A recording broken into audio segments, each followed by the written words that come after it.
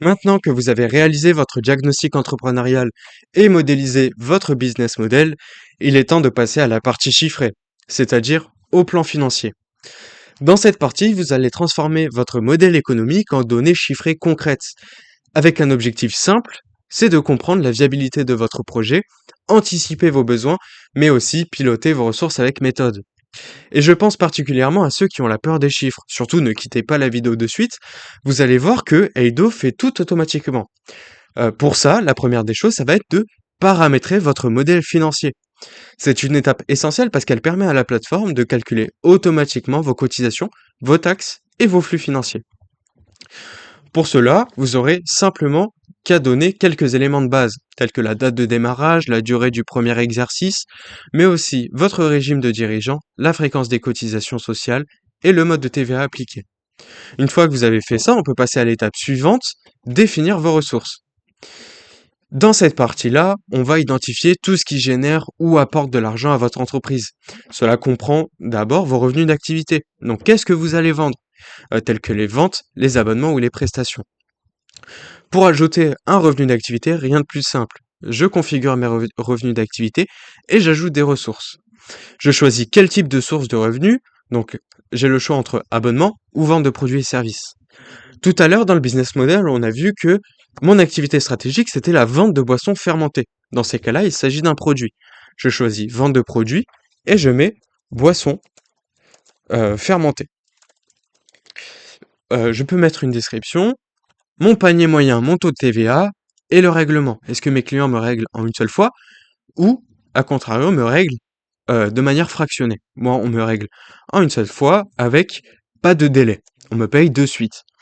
Je prévois de mettre mes boissons fermentées sur le marché le 1er janvier 2026 et ici, je vais pouvoir renseigner le nombre de clients par année. Combien est-ce que je vais avoir de clients sur ma première année d'exercice, la deuxième et la troisième. Et je peux aussi renseigner le nombre de fois qu'un client va m'acheter par année. Donc, mon client va m'acheter à peu près 5 boissons par an. Dans ces cas-là, je peux le renseigner ici. 5 boissons par an.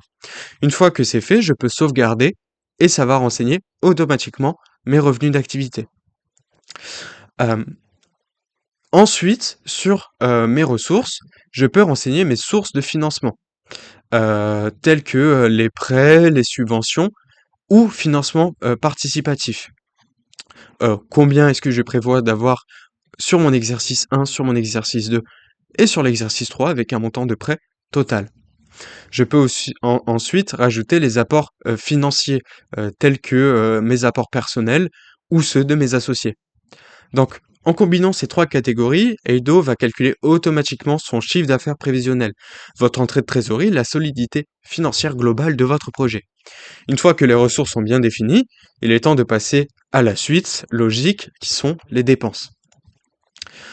Dans cette partie-là, je vais pouvoir encenser l'ensemble des coûts nécessaires au fonctionnement de mon activité.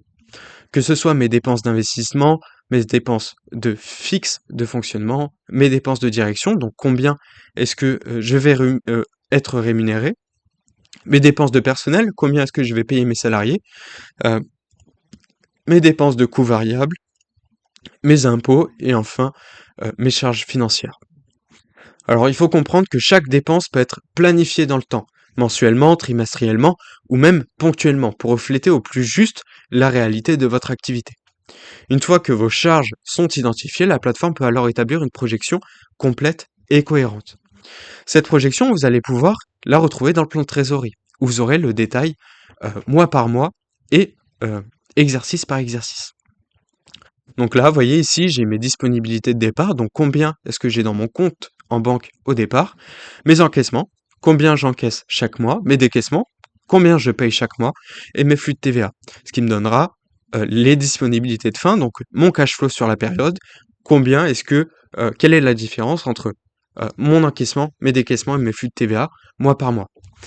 J'ai aussi mes encaissements avec le détail, donc sur mes apports financiers, mes prêts et autres produits et mes revenus d'activité. Et c'est la même chose sur mes décaissements. Que ce soit fixe de fonctionnement, vous voyez, j'ai toutes mes dépenses, mes dépenses de charges financières fiscales, mes dépenses d'investissement, etc. Sachant que ce plan de trésorerie, je peux l'exporter, si je le souhaite, en Excel et choisir sur quelle période je souhaite l'avoir. Donc, nous, on le fait sur 3 ans. Vous allez avoir la possibilité d'exporter un Excel, votre plan de trésorerie sur 3 ans. Donc, ensuite, j'ai la vue d'ensemble.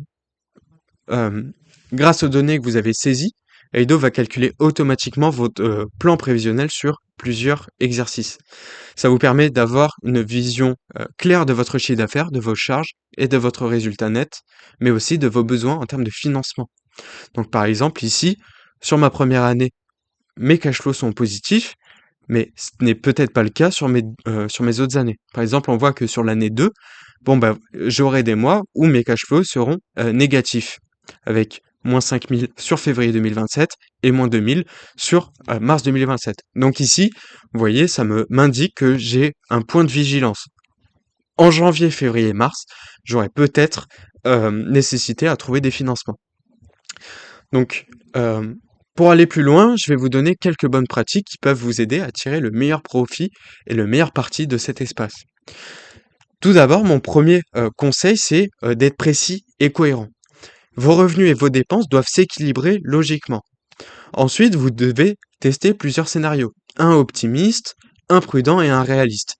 Ça va vous permettre de mesurer votre marge de manœuvre. Et surtout, mettez à jour régulièrement vos données, parce qu'un plan financier, c'est vivant. Et ça vous permettra d'avoir un pilotage efficace.